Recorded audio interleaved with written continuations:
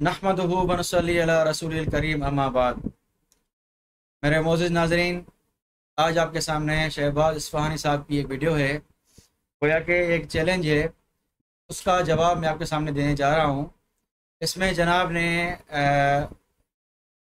सैयदना अली रज़ियल्लाहु तआला अन्हु की खिलाफत के हवाले से चंद बातें की है। तो आए ज़रा पहले इसकी वीडियो सुनते जाएँ, फिर मेरे जवाबात भी साथ साथ सुनते जाएँ। तो सुने ज़रा इसकी वीडियो। बिस्मिल्लाहिर्रहमानिर्रहीम। नादरीन, अहले सुन्नत वल जमात से एक सवाल जो बहुत अरसे से हम पूछते आ रहे हैं कि ये बताएं कि रसूलुल्लाह सल्लल्लाहु अलैहि वसल्लम वो ऐसा कौन सा लफ्ज़ है कि जो इस्तेमाल करें कि जिससे पता चले कि उन्होंने अमीरुल मोमिनीन को अपना वसी और अपना जानशीन और अपना खलीफा करार दिया है। आप वो लफ्ज़ बताएं कि जो हम आपकी रिवायात से आपको दिखाएं, जिससे आप ये समझें कि यहाँ पर वो माना मुराद नहीं है, यहाँ पर वो माना मुराद नहीं है, यहाँ पर अमीरुल मोमिनीन को उन्होंने अपना खलीफा मुकर्रर किया है। आप कहते हैं वली दिखाएं, हम आपकी खिदमत में वली रखते हैं। ये मुलाहिदा फरमाएं।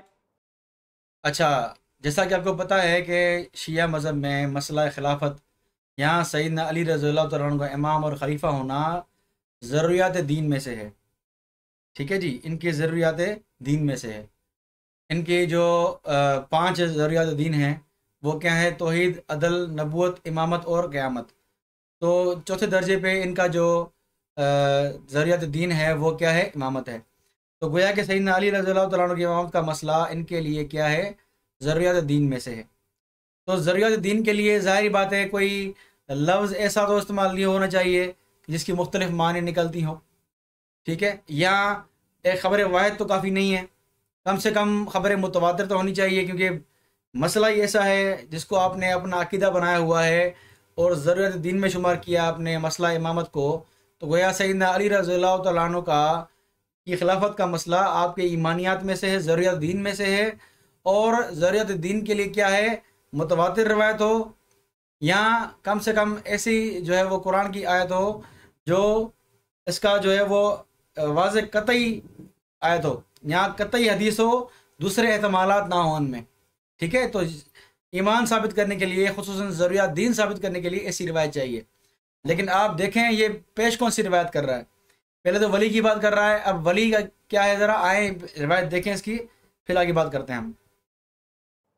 सुनन तिरमिज़ी, नासिरुद्दीन अलबानी, यहाँ पर क्या फरमाया? जब अमीरुल मोमिनीन की शिकायत लगाएगी तो कहा मा तुरीदूना मिन अली इन्ना अलियन मिन्नी व अना मिन्हु व हुवा वलिय्यु कुल्लि मुमिनिन मिन बादी। अली तो है, तुम्हारा क्या है? वली है। तो लफ्ज़ वली भी अमीरुल मोमिनीन के लिए है। अब अच्छा, यहाँ आपने देखा कि ये रिवायत पढ़ रहा है अली कुल्ल मोमिन मिन बादी। ठीक है, अब यहाँ जो रिवायत है इसमें एक रावी है, ज़रा आप देखें, यहीं पर आप देखें, ये देखें आप, हदसना जाफ़र बिन सुलेमान।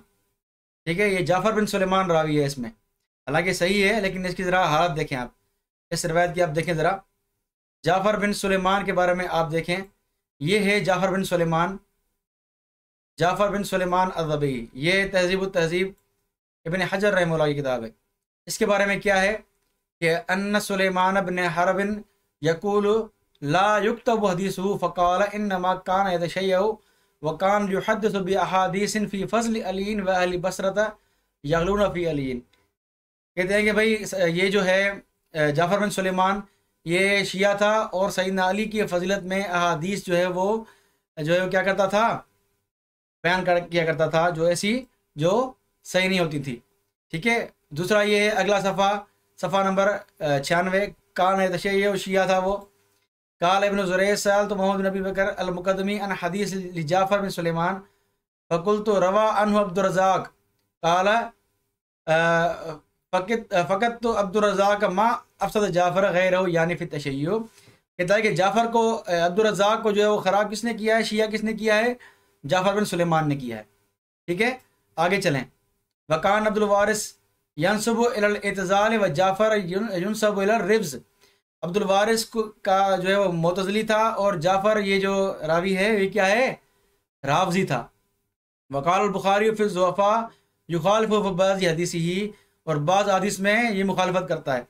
ठीक है, वकालत दौरी कान जाफ़र इज़ा ज़करा मुआविया शतमहु। जाफ़र जब जिक्र करता था हज़रत मुआविया रज़ियल्लाहु अन्हु की तो क्या उनको गाली देता था हज़रत मुआविया रज़ियल्लाहु अन्हु को। वैदा ज़कर अलियन का जबकि सैयदना अली को याद करके रोता था। ठीक है, वकान तशय्युअ शिया था। अब देखें कितने मुहद्दिसीन ने इसको शिया कहा है और रावज़ी भी कहा गया है। सैयदना मुआविया रज़ियल्लाहु अन्हु पर जो है वो सबो सितम करता था। تو ایسے راوی کی جو ہے وہ بدعتی راوی کی روایت ہم کیسے مانیں گے؟ ٹھیک ہے، اور اصول بھی یہی ہے کہ جب بدعتی راوی اگر سکہ ہی کیوں نہ ہو، اگر یہ سکہ ہی ہے، اس لیے اس کی حدیث کو صحیح کہا ہے امام ترمذی نے یا محدثین نے، لیکن یہ بدعتی راوی ہے، اور اس کے بارے میں اصول دیکھیں آپ، یہ فتح المغیث المجلد الثانی جلد نمبر ثانی ہے، اس کا صفحہ نمبر دیکھیں 228، اصول بیان کر رہے ہیں، وَمَنْهُمْ زَائِغٌ عَنِ الْحَقِّ صدوق اللہجۃ، یعنی کچھ ایسے راوی ہیں جو حق سے ہٹے ہوئے ہیں لیکن سچے ہیں، قد جرا فی الناس حدیث، لوگوں میں ان کی حدیث بھی رائج ہے، لکنہ مخذول فی بدعتہ، لیکن اپنے بدعت میں یعنی غلط عقیدے میں یہ کیا ہے؟ بدنام ہے، مامون فی روایتی، روایت بیان کرنے میں صحیح ہیں، امن والے ہیں، روایت بیان کرنے میں مسئلہ نہیں، لیکن بدعتی ہیں، فہؤلاء لیس فیہم حیلۃ الا ان یؤخذ من حدیثہم ما یعرف ولیس بمنکر، کہ ان کی وہ حدیث لی جائے گی جو منکر نہ ہو، اذ لم یکوی بہ بدعتہم، اور ان کی بدعت کی تائید میں بھی نہ ہو، یعنی سکہ راوی کی اگر بدعتی ہے، یعنی شیعہ یا رافضی یا ناسبی جو بھی ہے، ایسا راوی اگر کوئی روایت منکر نہیں ہے اس سے بیان ہونے والی، یا اس کی بدعت کی تائید میں نہیں ہے، تو وہ روایت لیں گے۔ اب دیکھیں یہ راوی کیا ہے؟ رافضی بھی ہے، اور اس کو شیعہ بھی کہا گیا ہے، تو ظاہر بات شیعوں کا عقیدہ کیا ہے، رافضیوں کا عقیدہ کیا ہے کہ علی رضی اللہ عنہ پہلے خلیفہ ہے، من بعدی، میرے بعد علی جو ہے وہ سب مومنوں کا ولی ہے، حالانکہ من بعدی کے الفاظ آپ دیکھیں گے کہ جعفر بن سلیمان جیسے اور یحییٰ بن سلیم جیسے، ابو بلد جیسے راوی نقل کرنے والے ہیں، باقی اور کوئی بھی من بعدی کے الفاظ نقل نہیں کر رہا ہوتا اس روایت کے ساتھ، ٹھیک ہے؟ تو سیدنا علی ولی ہیں مومنوں کے، تو اس کا کوئی انکار نہیں کرتا۔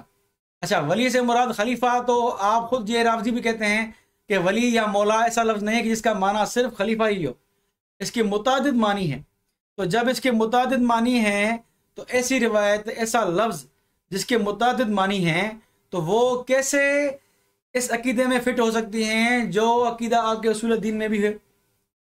تو وہ عقیدہ جو آپ کے اصول دین میں ہے، اس کے لیے ایسے لفظ چاہیے جو قطعی ہوں، اور ولی کا لفظ قطعی ہے ہی نہیں، ولی کا معنی خلیفہ ہے جو ہے وہ ہے ہی نہیں، اور بہت ساری معنی ہیں اس کی، تو یہ ایک تو روایت بھی اصول کے مطابق صحیح ٹھہرتی نہیں ہے، دوسرا یہ کہ ولی کا معنی خلیفہ ہو، یہ بھی قطعی لفظ نہیں ہے، تو اس سے تو دعویٰ ثابت نہیں ہوتا۔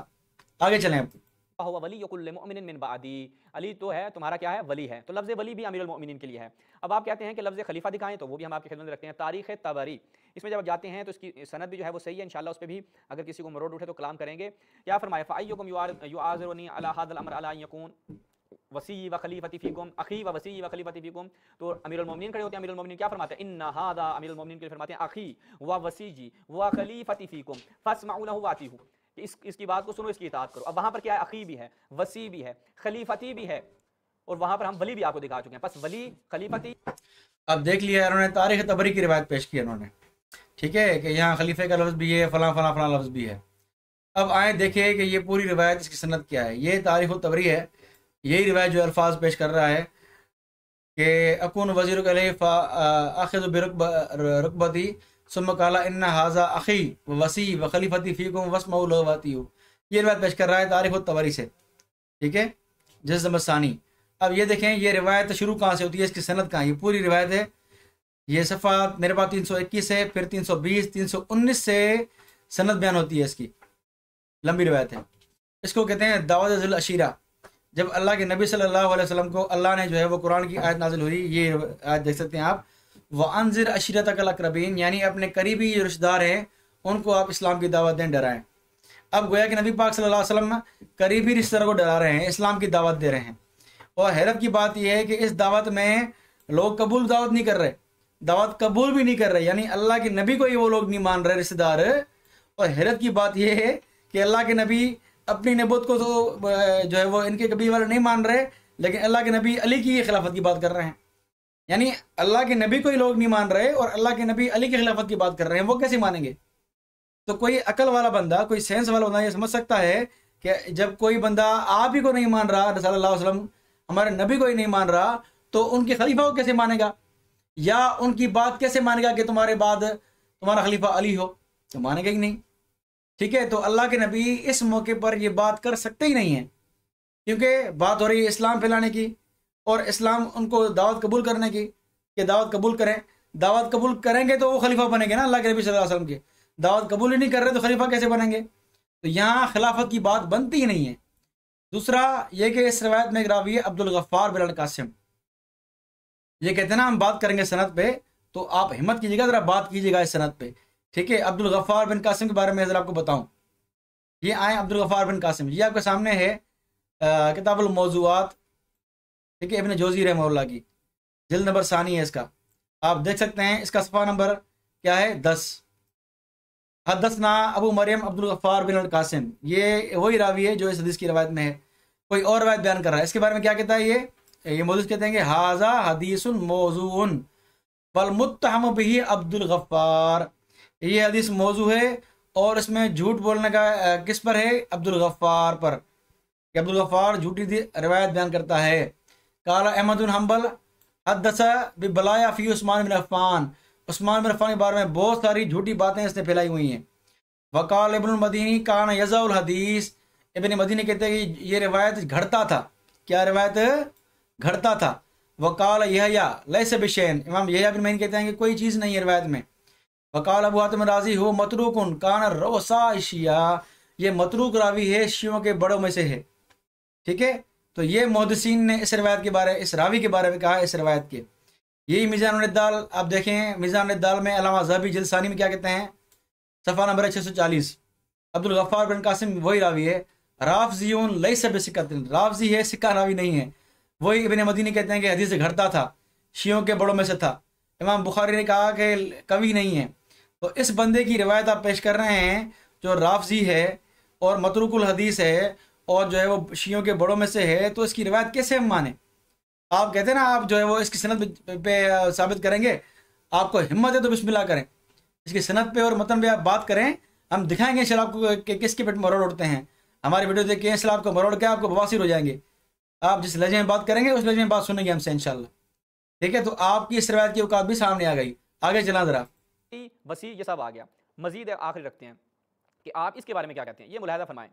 مجمع الزوائد و منبع الفوائد، یہاں پر روایت ابن عباس سے کہ ان علی کان یقول فی حیات رسول اللہ، کہ امیر المؤمنین رسول اللہ کی حیات میں یہ بیان فرمایا کرتے تھے اس آیت فإن مات او قتل انقلبتم علی اعقابکم، کیا فرماتے تھے؟ واللہ انی لاخوہ وولیہ وابن عمہ ووارثہ فمن احق بہ منی، کہ میں رسول اللہ کا بھائی ہوں، ان کا ولی ہوں، ان کا چچا زاد ہوں، ان کا وارث ہوں، کون ہے جو مجھ سے زیادہ حقدار ہو؟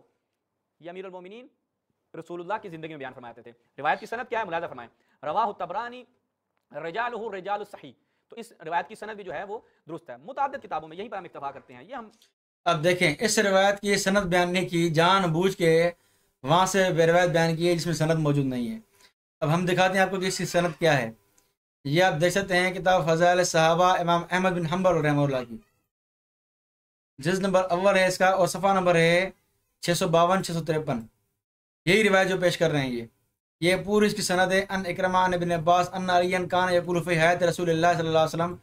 پھر یہ روایت ہے انی لاخوہ وولیہ وابن امہ ووارثہ. یہ پوری روایت جو بیان کر رہا ہے اس کی سند میں ایک راوی ہے عمر بن طلحہ القناد.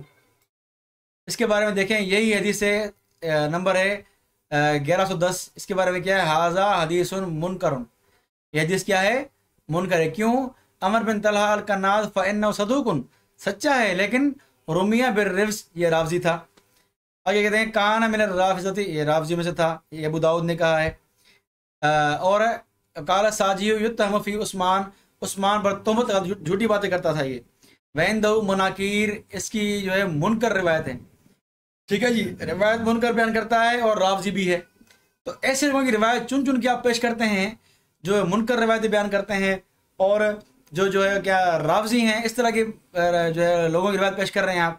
یہ آپ کی علمی حیثیت ہے کہ آپ کا مذہب ثابت ہی ان جیسے منکر اور رافضیوں سے ہے. تو یہ آپ کا حال ہے. آگے چلیں میزان الاعتدال جلد نمبر 3، اس کے بارے میں دیکھیں کیا کہتے ہیں. وہی روایت جو آپ پیش کر رہے ہیں کہ ان علی قال انی لاخو رسول اللہ وولیہ وابن امہ، وہی روایت کیا کہتے ہیں میزان الاعتدال میں؟ ھذا حدیث منکر، یہ حدیث منکر ہے. تو ایسے بندوں کی روایت آپ پیش کر رہے ہیں جو منکر روایتیں بیان کرتے ہیں، تو آپ ہمارے اوپر الزام لگاتے ہیں. لیکن بات کیا دیکھیں کیا ڈینگیں مار رہا ہے، ذرا وہ آپ دیکھیں ذرا آپ اس کی. اہل سنت سے ایک معصومانہ سوال ہے، امید کرتے ہیں کوئی آ کر جواب دے کہ ان میں سے کوئی کلمہ بھی آپ کو ابو بکر عمر عثمان کے بارے میں نہیں ملے گا، لیکن امیر المؤمنین کے بارے میں تمام کلمات رسول اللہ نے من کنت مولا سے لے کر ولی، اخی، وسی، وارثی، خلیفتی، سب امیر المؤمنین کے لیے بیان فرمائے، لیکن آپ نے جو بیان فرمایا اس کی حیثیت دیکھ لیے۔ دوسری بات یہ ہے کہ آپ کہہ رہے ہیں ابو بکر عمر کے لیے یہ الفاظ نہیں ہیں، تو ہم نے دعویٰ ہی نہیں کیا۔ ہم نے کب دعویٰ کیا ہے کہ ابو بکر عمر کو نبی نے خلیفہ بنایا ہے؟ ہم نے تو کوئی دعویٰ ہی نہیں کیا۔ زبردستی آپ اپنا عقیدہ دوسروں پہ تھوپ رہے ہوتے ہیں، اور آپ کی جو عقیدہ ہے اس میں دلائل کیا ہے اس کا بھانڈا ہم نے کھول کے رکھ دیا ہے۔ اب آپ کچھ لب کچھ فرمائیں گے، جواب دیں گے تو ہم بھی انشاءاللہ پھر آپ کی علمی حیثیت دکھائیں گے۔ آج بھی اہل سنت کہتے ہیں کہ نہیں جی رسول اللہ نے تو امیر المومنین کو اپنا جانشین مقرر ہی نہیں کیا۔ یا یہاں پہ سوچئے گا کہ کیا آپ رسول اللہ کے مقابل جا کر یہ فرمائیں گے کہ جناب یا رسول اللہ آپ نے تو ایسا کچھ نہیں فرمایا تھا؟ تو یہ جو چیزیں ہم نے آپ کے سامنے رکھی ہیں ان کا آپ کیا کریں گے؟ یہاں پر حجت تمام ہو جاتی ہے۔ امید کرتے ہیں یا تو اہل سنت تمام تو ہو گئے بالکل، کیونکہ آپ کی جو دلائل ہیں ان کی حیثیت الحمدللہ نے واضح کر دی ہے۔ بھائی اللہ کے نبی صلی اللہ علیہ وسلم نے کوئی وضاحت سے خلیفہ بیان نہیں فرمایا۔ ہمارے پاس صحیح روایت موجود ہے بخاری کی، حضرت عمر سے بھی روایت ہے، اما عائشہ سے بھی روایت ہے کہ اللہ کے نبی نے خلیفہ نہیں منتخب کیا، نہیں بنایا، کسی کو خلیفہ نہیں بنایا۔ یہ اما عائشہ سے بھی روایت ہے، سیدنا عمر سے بھی روایت ہے، اور صحیح روایت ہے، بخاری مسلم کی روایت ہے۔ تو آپ جیسی ان رافضیوں کی اور منکر روایت کی کوئی حیثیت ہی نہیں ہے۔